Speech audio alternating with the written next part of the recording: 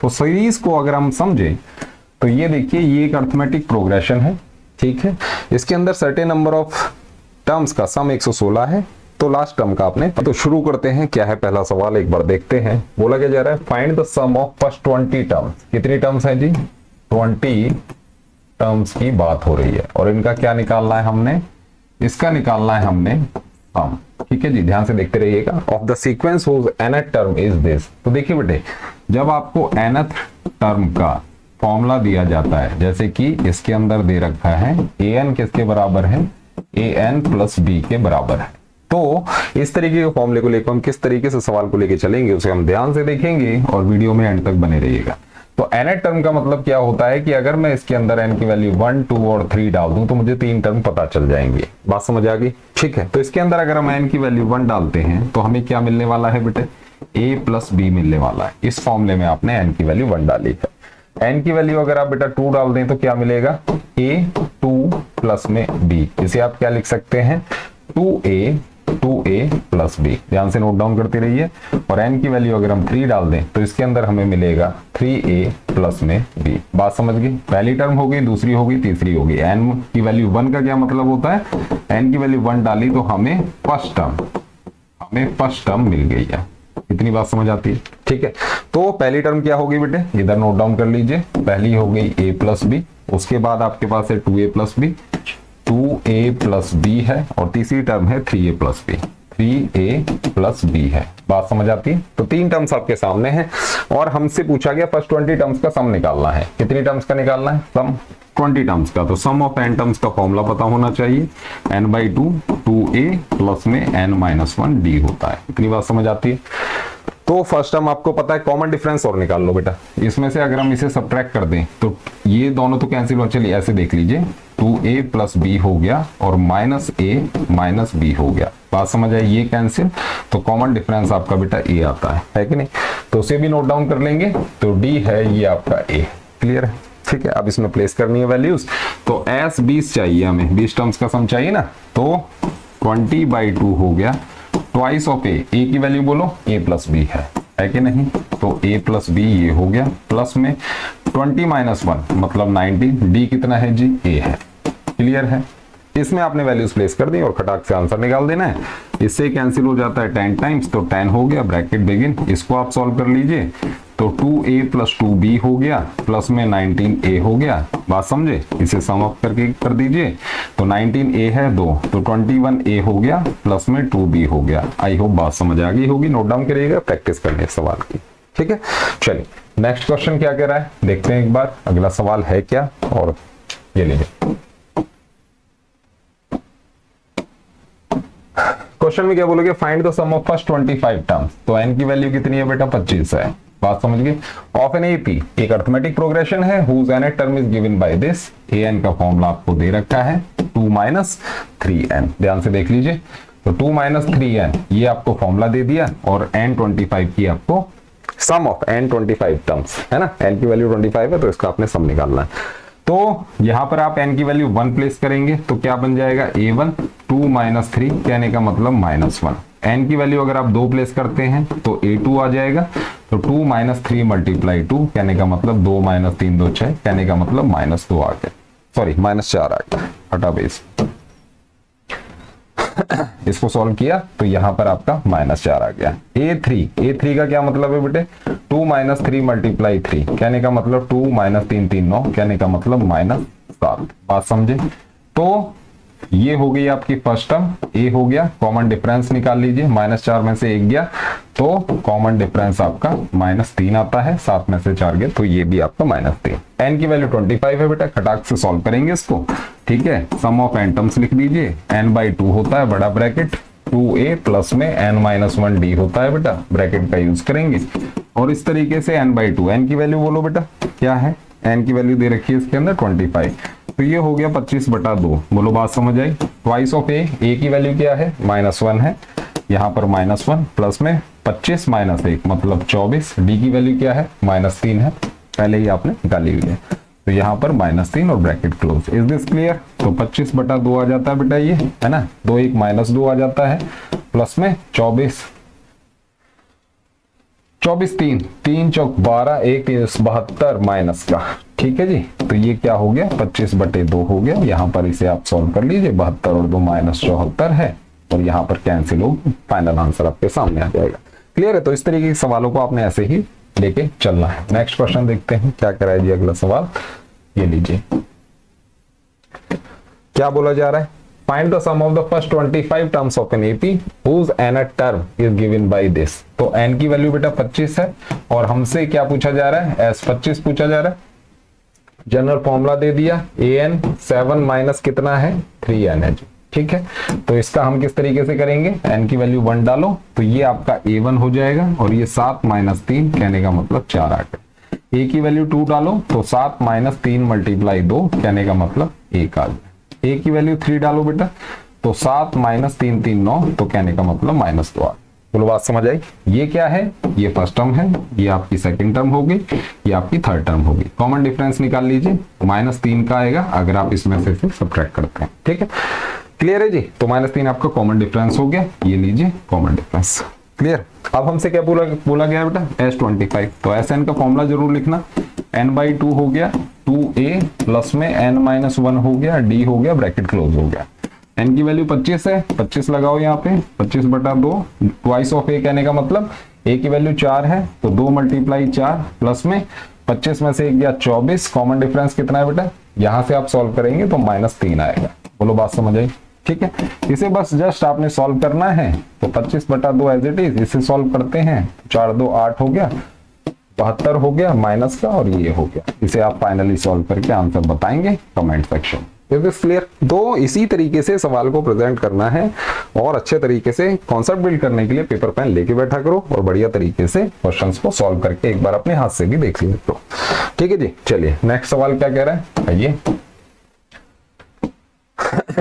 क्या है, if the sum of certain number of terms starting from the first term of an AP, first term ये रही 25, उसके बाद 22 है, उसके बाद 19 है और ऐसे ही इंफिनिटी तक, ठीक है। और सम दे रखा है सर्टेन नंबर ऑफ टर्म्स, मतलब Sn आपको क्या दे रखा है 116 दे रखा है। हमें नहीं पता कितनी टर्म्स का सम है, बस हमें ये बता दिया कि sum of n terms is this, find the last term. आपसे बोला गया कि लास्ट टर्म का पता लगाओ, मतलब an, लास्ट टर्म का आपने पता लगाना है, लिख देते हैं an का आपने पता लगाना है। तो सीरीज को अगर हम समझे तो ये देखिए ये एक अर्थमेटिक प्रोग्रेशन है, ठीक है।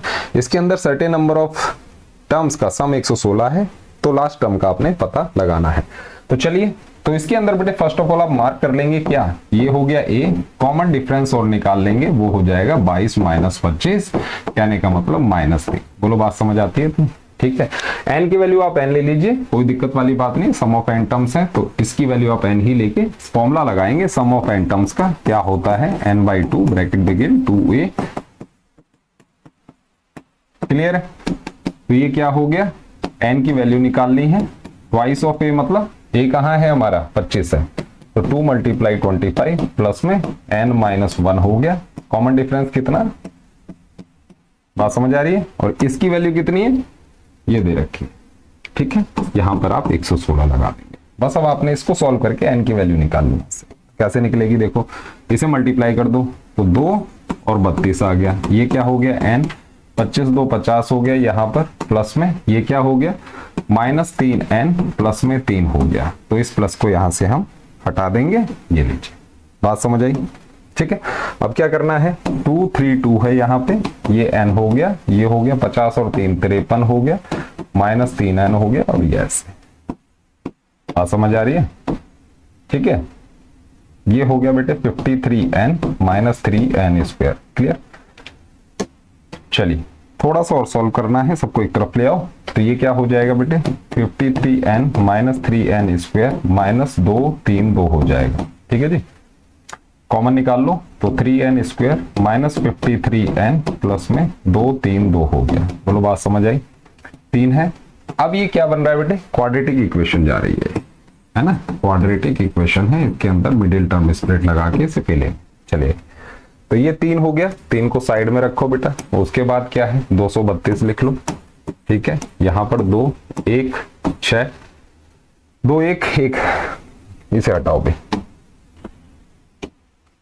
1 16, फिर 2 5 10 2 8 16, फिर 2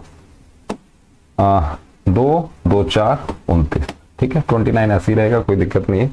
तो 2 2 4 2 6 18, 2 2 4 दूनी 6 6 3 18 29 होता है, आगे जाता है 53 आना चाहिए ना, तो हाँ 53 माइनस का आना चाहिए। तो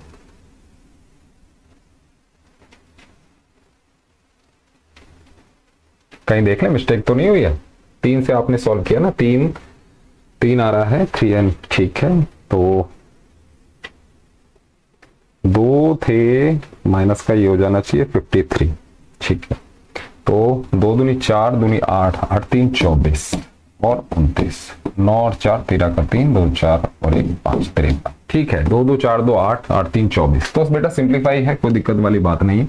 2 नंबर आपको मिल क्या गए बेटा, ये देखिए ये मिल गया 3n स्क्वायर माइनस 24n मिल गया माइनस 29n मिल गया और प्लस में 2 3 2 मिल गया। बोलो बात समझ आई। एक क्विक रिवीजन करा देता हूं, इन दोनों का प्रोडक्ट जो है 3n स्क्वायर मल्टीप्लाई 2 3 2, प्रोडक्ट तो आना चाहिए ये और सम क्या आना चाहिए माइनस 53। तो 2 नंबर कौन से हैं, ये और ये हैं, इसके लिए आप पुरानी वीडियो देख सकते हैं, ठीक है। चलिए तो आगे क्या करना है, ये देखो भाई इनमें से कॉमन निकालना है आपने, ठीक है।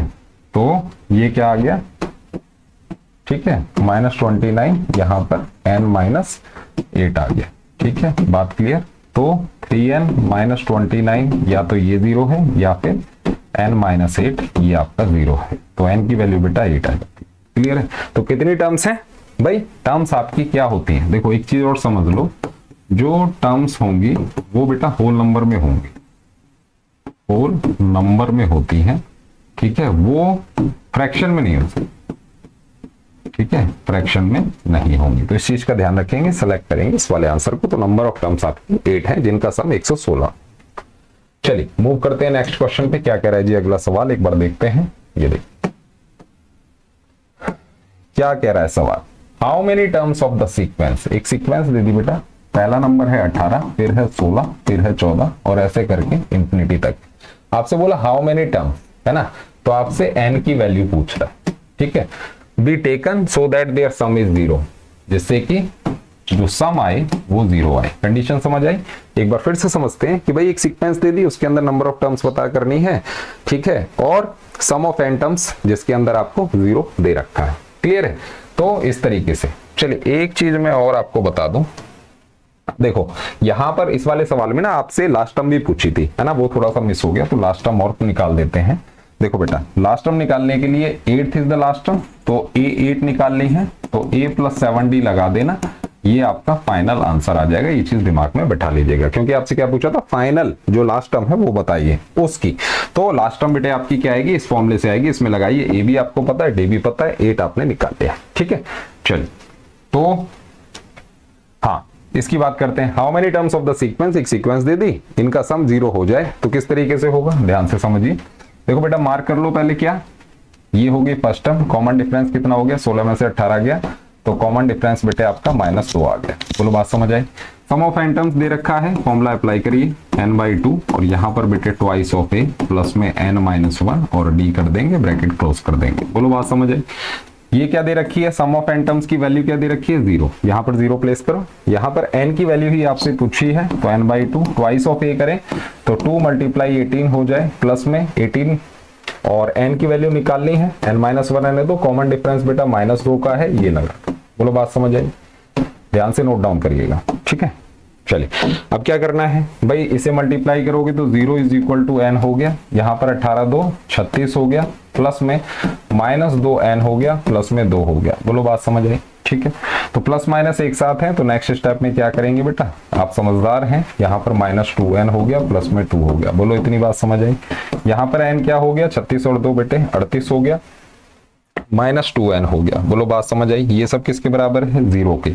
तो कहने का मतलब क्या है, थोड़ा सा स्मार्ट वर्क करेंगे, या तो n की वैल्यू बेटा 0 है या फिर इस पूरे प्रोडक्ट की वैल्यू 0 है। बात समझ आई भाई, दो चीजों का प्रोडक्ट, इसका और इसका पूरे का प्रोडक्ट 0 है, कहने का मतलब या तो n 0 है या फिर बेटे ये पूरा 0 है। तो यहां से जब आप इसकी वैल्यू निकालेंगे 38 इज इक्वल टू 2n हो जाएगा, n की वैल्यू बेटे 19 आ जाए। बोलो बात समझ आई। तो कितनी टर्म्स का सम 0 है? क्वेश्चन में क्या पूछा था एक बार देख लेते हैं। क्वेश्चन पूछ क्या रहा था हमसे, हाउ मेनी टर्म्स पूछी थी, नंबर ऑफ टर्म्स। तो नंबर ऑफ टर्म्स आपने निकाल दी है बेटे। नंबर ऑफ टर्म्स का जो आंसर आया है आपका, यहाँ पे आपसे हाउ मेनी टर्म्स पूछी थी, है कि नहीं। तो फाइनल आंसर क्या है आपका वो देख लेते हैं। नंबर ऑफ टर्म्स जो आई हैं वो बेटे आपकी 19 आई हैं। तो नंबर ऑफ टर्म्स जो होगा, नंबर ऑफ टर्म्स बेटा आपका 19 हो जाएगा। Is this clear? Note down करेंगे और बढ़िया तरीके से इसकी प्रैक्टिस करेंगे। कोई दिक्कत है कमेंट कर सकते हैं। चलिए नेक्स्ट क्वेश्चन क्या कह रहा है जी, अगला सवाल देख लेते हैं एक बार। क्या है सवाल में, how many terms are taken in the AP, कितनी टर्म्स को हम एपी के अंदर लें, whose first and the fifth terms are this and this. भाई फर्स्ट टर्म क्या दे रखी है, फर्स्ट टर्म क्या दे रखी है -14, एंड फिफ्थ टर्म क्या दे रखी है, फिफ्थ टर्म क्या दे रखी है 2 है जी respectively, and the sum of the terms is 40। और सम ऑफ टर्म्स क्या बोला गया है, सम ऑफ टर्म्स क्या बोला गया है, सम ऑफ टर्म्स आपको बोला गया बेटा 40 आ जाए। एक बार फिर से समझते हैं, फर्स्ट और फिफ्थ टर्म दे रखी है, आपसे बोला गया हाउ मेनी टर्म्स, कितनी टर्म्स लें कि सम बेटा 40 आ जाए। कहने का मतलब आपसे n की वैल्यू पूछी गई है और सम ऑफ टर्म्स मतलब Sn आपको दे रखा है 40, ये जो गिवन है। ये चीजें आपको पता चल जानी चाहिए क्वेश्चन पढ़ते ही। फर्स्ट टर्म क्या होती है बेटे a, ये हो गया -14। फिफ्थ टर्म क्या होती है a + 4d, ये क्या है 2 है। फर्स्ट टर्म लगा दो इसमें, तो -14 प्लस में 4d, ये 2 हो गया उधर जाएगा तो 4d 16 हो जाएगा। बात समझ आई, ये वैल्यू पता चल गई। तो d की वैल्यू क्या है बेटा 4 है। बात समझ गए। सम ऑफ n टर्म्स दे रखा है, n की वैल्यू निकालेंगे जिसके अंदर फर्स्ट टर्म आपको ये क्या है, ये a है, और कॉमन डिफरेंस आपने निकाल लिया ये, बस नंबर ऑफ टर्म्स निकालना है। तो देखिए फॉर्मूला अप्लाई कर दीजिए। Sn क्या होता है, Sn होता है बेटा n/2 bracket begin 2a plus में n-1d होता है। इतनी बात समझ आती है। Sn कितना है बेटा 40 है। n की वैल्यू निकालनी है, कोई दिक्कत नहीं है। ट्वाइस ऑफ a की वैल्यू कितनी थी -14 थी, यहां पर लगा दो -14, ठीक है। a कितना था -14 था, ठीक है। प्लस में n-1 d कितना निकाला है बेटा 4 निकाला है। बस इस पे वर्कआउट करना है। ये लीजिए करते हैं, ध्यान से देखते रहिए बेटा। ये लो, तो ये हो गया बेटे 80। इसको अगर इससे मल्टीप्लाई कर दूं तो n हो गया 14 2 -28 हो गया, ठीक है। यहां पर क्या हो गया, ये हो गया बेटे 4n - 4 हो गया। बोलो बात समझ आई। तो 80 इज इक्वल टू n हो गया 28 और 4 32 हो गया, -32 जमा में 4n हो गया, बात खत्म। इसे आप फर्दर सॉल्व कर लीजिए, -32n हो गया। इसको जब आप डिस्ट्रीब्यूट करोगे इसके साथ तो माइनस इसको इससे मल्टीप्लाई करोगे प्लस में 4n² आ जाएगा। सबको एक तरफ ले आओ। कहने का मतलब -32n हो गया, प्लस में 4n² हो गया, -80 हो गया, और ये कुछ इस तरीके से। क्लियर है, ये आपका फाइनल आ रहा है। अब क्या है, माइनस कॉमन लो, ये मत लो, कोई दिक्कत नहीं है। यहाँ पर आप इसे 4n² -32n -80 लिख सकते हैं कि नहीं। 4 कॉमन लो तो n², 4 8 32n, 4 2 20, ये 0 हो गया, ठीक है। अब ये है फाइनल। तो प्रोडक्ट क्या आना चाहिए भाई, ये क्वाड्रेटिक इक्वेशन बन रही है नहीं बन रही है ना। तो इसका प्रोडक्ट -20n² हो गया, ये हो गया प्रोडक्ट। और सम क्या आना चाहिए बेटे -8n। दो नंबर क्या है 10 और 2 है, इसे माइनस इसे प्लस बनाओ, n लगाओ n लगाओ। बोलो बात समझ आए, सीधा इसमें अप्लाई करो। तो n² -10n हो गया, प्लस में 2n हो गया। सम क्या आ रहा है 20 आ रहा है, बिल्कुल सही है। ये लीजिए, ठीक है। अब इन दोनों में से कॉमन n -10 हो गया, ध्यान से नोट डाउन करते रहा करो, ठीक है। और प्लस में 2 तो n -10 ये हो गया। बात समझ आई, क्लियर है। ये लीजिए, अब देखिए क्या है, एक तो ये कॉमन है n -10, देख ही रहा होगा, है ना। तो n -10, दूसरा क्या है n + 2 है। कहने का मतलब 0, इसकी वैल्यू बेटे अगर 0 प्लेस कर दें तो n की वैल्यू 10, इसकी n की वैल्यू क्या रही है -2। -2 पॉसिबल नहीं है, मैंने क्या बताया, नंबर ऑफ टर्म्स जो होता है ना, जो नंबर ऑफ टर्म्स होता है ना, वो होल नंबर होना चाहिए। और क्या होना चाहिए, नेगेटिव नहीं हो सकता। बात समझे, क्या नहीं हो सकता, ऑलवेज पॉजिटिव होगा, ऑलवेज पॉजिटिव होगा। बात समझे।